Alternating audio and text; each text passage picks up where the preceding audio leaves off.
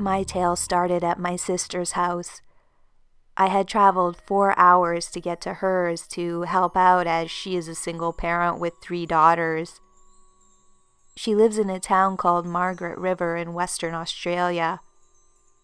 I hate going to that place. It feels like people shouldn't live there. That's the feeling I get every time I go back to that town. Anyway, I spent the morning house cleaning and taking the girls to the park. Then lunchtime rolled around. The girls sat at the table eating and I was washing up when I heard a loud bang. I jumped and turned around because it scared the hell out of me. I was thinking maybe a door slammed or something was dropped. As I looked, something flew into my face. It was so close I felt the air hit my face and move my hair as it flew past, as if it was trying to avoid flying into me. It hit the sink with a loud thud on the metal. I looked at it and I couldn't believe what I was seeing. A tiny woman with wings was standing on the sink looking up at me. She was about 30 centimeters tall from feet to wingtip. Her wings looked like emperor butterfly wings, and she was wearing what looked like parts of plants, or at least her clothing was in flower and plant shapes. It happened so fast.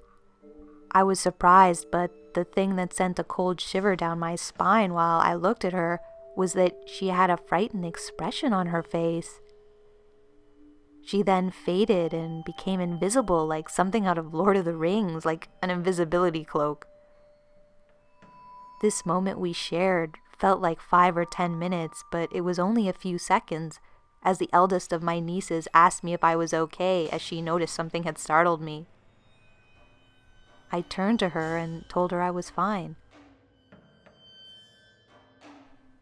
I left the sink and walked out to the kids' playroom, which had a doorway looking out into the small backyard.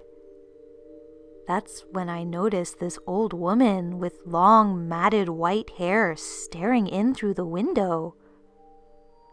Her skin was brown and really wrinkly.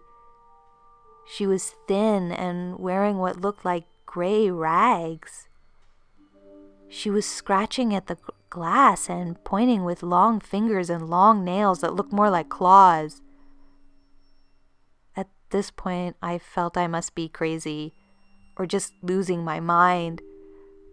I felt so creeped out looking at this thing and felt strongly that she wasn't human.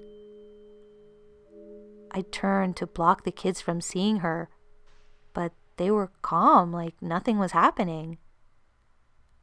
So I turned back to the doorway and the old lady creature was gone.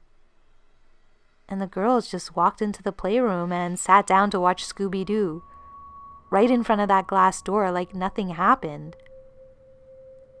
All I could feel was that the fairy I had seen in the kitchen had been running from that old lady thing, and she felt safe flying to me and hiding. Till this day, I can't stand the vibe I get from that town and the surrounding forest. I haven't been back since I saw those things.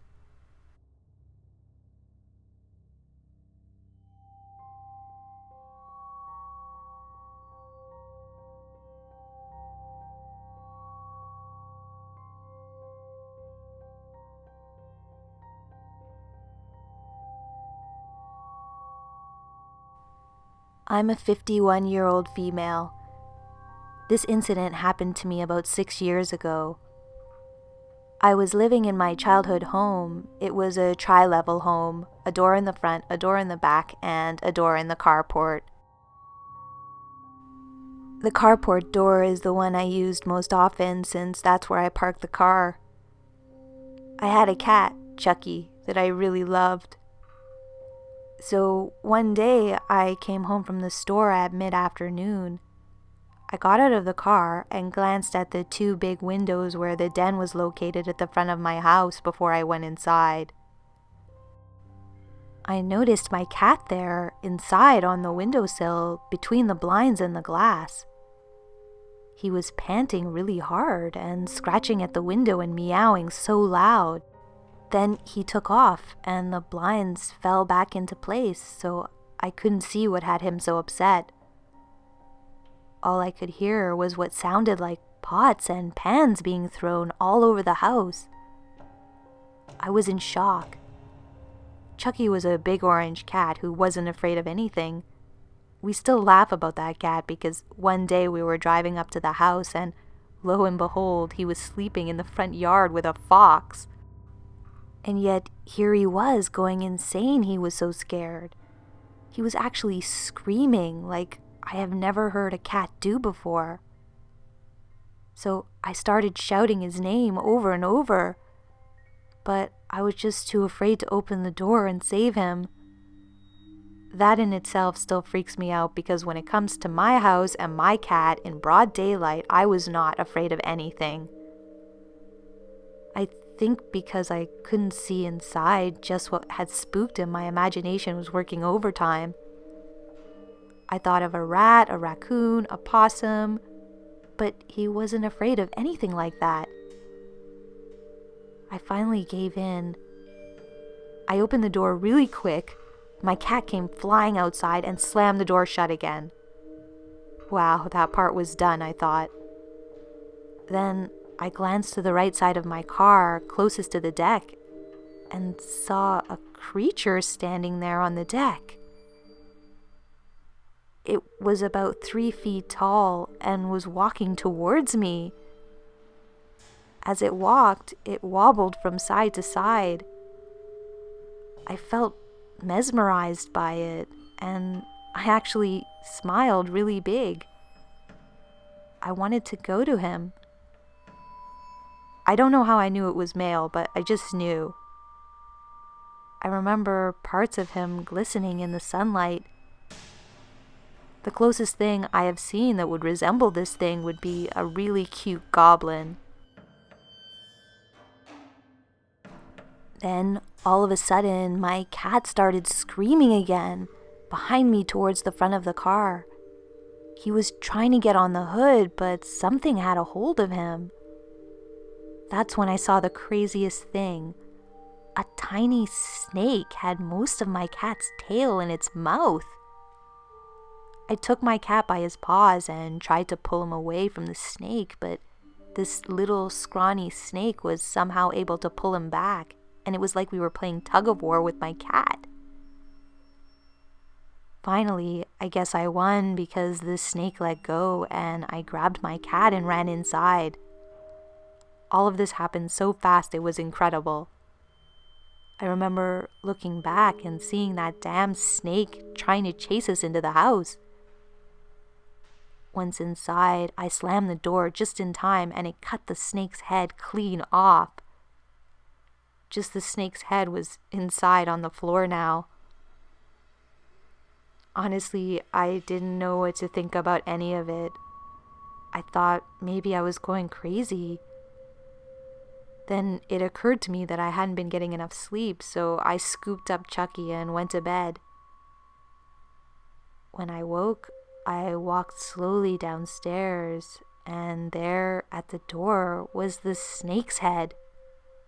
It was still there. I hadn't imagined it. I walked outside, and there on the front of my car were my cat's claw marks all the way down the front of the hood. I was afraid to look towards the back of my house, towards the deck. But when I did, there was nothing there. The 3-foot darling-looking goblin was gone. There were so many more things that happened in that house, but this is the one incident I felt I could actually talk about because I know for certain it was real. I put up with so much at that house. We sold it about a year later. Thank God.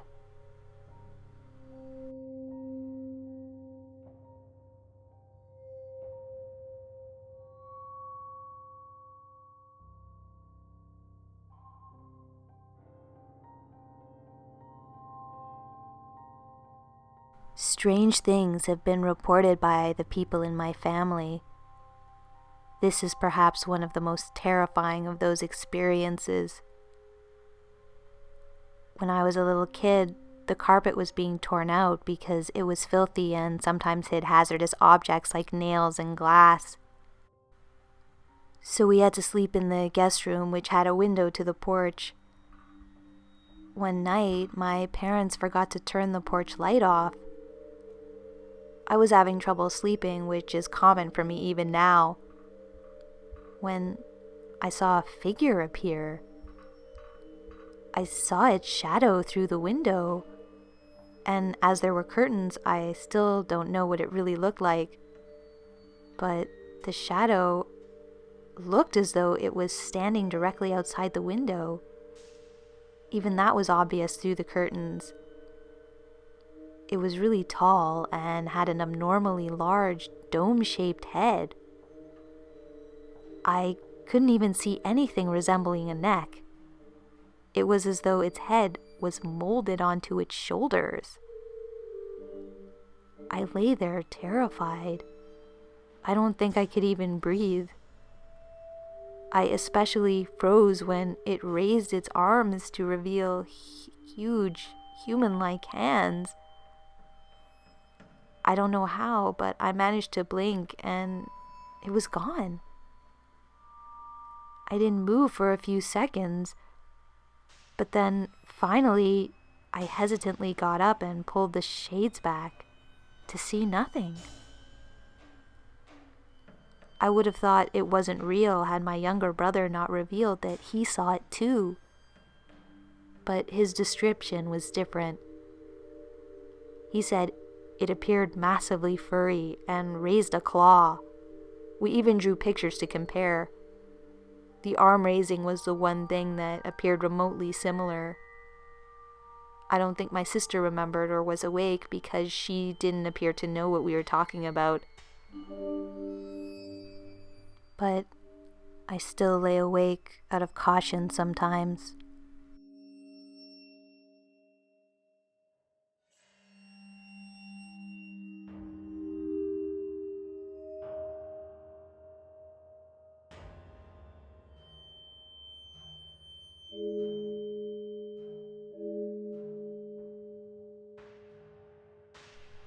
My first experience happened when I was probably 3 years old, around 1988, summertime in Arizona. I was in the living room facing away from the TV, the couch to my left, and right next to the couch in front of me was this small, old, yellow wicker shelf. I had a Jolly Rancher. I unwrapped the candy, stuck it in my mouth, and dropped the wrapper to the floor. In retrospect, I had no reason to do this. I was just unconsciously doing it. So the wrapper fell to the floor in front of me and in front of the wicker shelf. Then, to my amazement, at my feet, a small hand reached out from under the shelf and grabbed the candy wrapper. This hand did not look human in the slightest. It was about the size of a toddler's hand. It appeared to have 3 fingers, which were like black claws. The skin was warted and horrible looking, with a puke-like mixture of yellow, brown, and red. After grabbing the wrapper, the monstrous hand went back under the wicker shelf. The whole event happened in a few seconds. I remember I wasn't really scared, but more surprised. I had a delayed reaction, but almost immediately dropped down to the floor to look under the shelf. I saw nothing. But what was really creepy was the wrapper was gone and nowhere to be found. At once I ran and told my mom what I saw. Of course, she didn't believe me. I remember this quite vividly because it was something I could not explain. I was not asleep, and I have never hallucinated before or since. I even remember hearing the crinkle of the wrapper as the hand grabbed it. Not long after this, maybe a year later, my family moved to New Jersey because my dad was in the army and we moved around a lot. I started having nightmares about what seemed to be a different creature. I remember the first nightmare of this thing pretty well. I was paralyzed and laying on the floor on my belly between the coffee table and the couch. My head was poking around the coffee table and I could see the entire living room and the stairs leading to the second floor. And this thing starts slowly descending the stairs. The easiest way to describe it was that it looked like an evil Ewok, about 2 feet tall, covered in curly brown fur with 2 ears poking from the top of its head. The only thing it wore was a tattered brown cloak, which in the first dream the hood was up, and usually it carried a small wooden stone-tipped spear. Unlike the Ewoks though, this thing was not cute. It had blood-red eyes, a mouthful of sharp teeth, and clawed fingers. It continued to slowly descend the stairs as I struggled futilely to move out of my paralysis. It seemed to savor my fear on the long walk down the stairs. I watched helplessly as it walked across the living room toward me, around the coffee table behind me. Then it slowly poked me with what I thought was its clawed finger. And at the first thrill of pain and the height of my fear, I awoke. Since that time, I would then consistently have nightmares involving this creature. Each dream would be slightly different, and it would always seem very real, in a real location from my memories. I would always be alone, and I would always get a sense of dread before it would pop out at me like it was attacking with its weapon. I had these nightmares for the next 5 years. When I was 8 to 9, we moved to Missouri, just south of St. Louis. My nightmares with this creature continued, but it was slightly different. As I lay in bed trying to go to sleep, I would apparently doze off, and in my nightmare, nothing changed. I'd still be in my bed, waiting to go to sleep, everything seeming normal, as if I hadn't yet fallen asleep at all. Except, I'd now feel that familiar sense of dread fill the air. I'd then hear something moving out of the closet, around the foot of my bed, around to the right side of my bed, when it would suddenly jump up onto my bed, screaming, as if to attack me. That's when I would wake up. I started having this nightmare every night, sometimes 2-3 times in a row. It got so bad that I could start to tell when I was asleep by sensing that oppressive aura and immediately wake myself up before he had a chance to jump at me. There were even times that I thought I had woken up only to find I was still inside the nightmare, so he could finish trying to scare me. So it was like I was in a nightmare in a nightmare. Going to sleep started to become very frustrating. What's worse is sometimes when I was wide awake, I could hear the thing scuffling around my bed. When I would hit the light on and look at where I heard the noise, I would often find something of mine moved across the room or on the floor for no apparent reason. Or maybe I'd interrupted it in the middle of doing something. This went on till I was 9 when one night, when I was asleep and in that nightmare world, I decided, after being tormented by this thing for years, I was not going to run. I remained in my nightmare, fully aware that I was asleep. As usual, I heard him moving around my bed on my right side. Then suddenly he jumped up at me, screaming, his teeth and weapon bared. However, instead of waking up in fear, I willed myself to move. I stood up on my bed, towering over the small creature. It gave me a look of surprise and confusion, and before it could react, I picked it up, pulled its fuzzy ears as hard as I could. It let out a scream of pain. Then I threw it on the ground beside my bed. It ran under the bed, and I haven't seen this creature since, whether asleep or awake. And I remain nightmare-free to this day.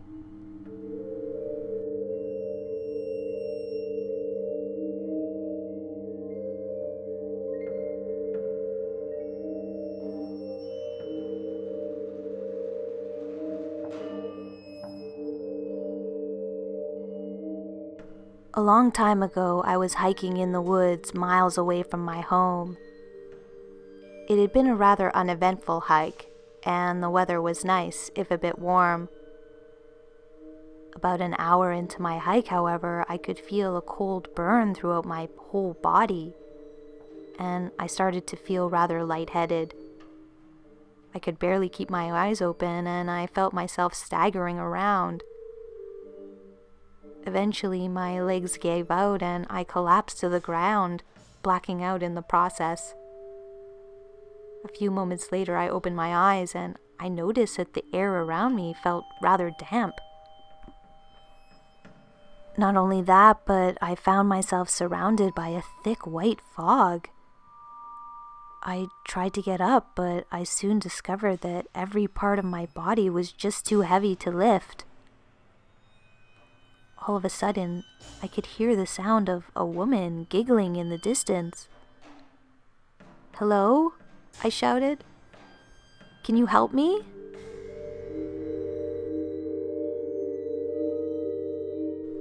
Just then, a tall, beautiful woman wearing a dark blue kimono emerged from the fog, giggling like nobody's business. A couple moments later, a puff of smoke had covered her left hand. When the smoke cleared, I saw her clenching a folded-up paper fan in said hand. She then opened the fan and aligned her left hand with her right, and pointed the fan away from her body. She swung both hands in front of her in a figure-8 type pattern almost immediately afterwards. I stared at the woman for quite a while and grinned, which grew bigger with each passing moment, and a warm, tingling sensation flowed through my body. Pretty soon, 3 other beautiful kimono-clad women had emerged from the fog and started to mimic the woman in the dark blue kimono. When the women finished their activity, they walked away and slowly became engulfed in fog. Before I could call out to them, my vision started to blur and eventually my eyes shut completely. After some time had passed, my eyes gradually opened and I began to sit up. As I did so, I noticed that the fog was no longer there, and that the damp air was replaced by drier air. I looked around for a bit and noticed that the sun was beginning to set. I gasped and quickly rose to my feet. I then booked it down the trail as fast as I could. As I did so, something on one of the bushes caught my eye. I stopped dead in my tracks and walked over to the bush. Upon closer examination, I saw small slate-covered objects hanging from it. I pulled one of the objects off and stared at it for a few seconds. It was some kind of creature, small enough to fit in the palm of my hands. Its skin felt like moss, and it was in the shape of a fishhook. It looked as though it was malnourished due to the fact that the bones from its limbs and chest were visible. But the strangest part about it was its head.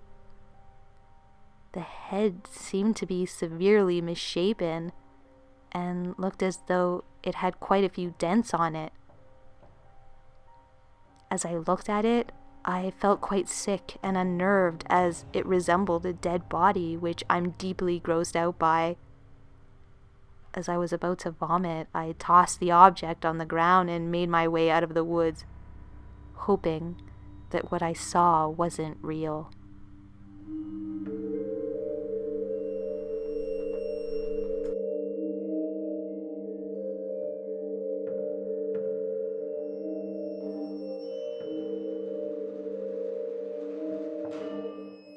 Thanks for watching, and special thanks to the subscribers who shared their stories for this one. Please do keep sending me your scary and not so scary fairy encounters. They are so much fun to read. You can find my email in the description below. I've got lots more videos planned, so do check back with me often. And as always, please like, comment, and subscribe if you're new. And until next time, this has been a visit from your scary fairy godmother.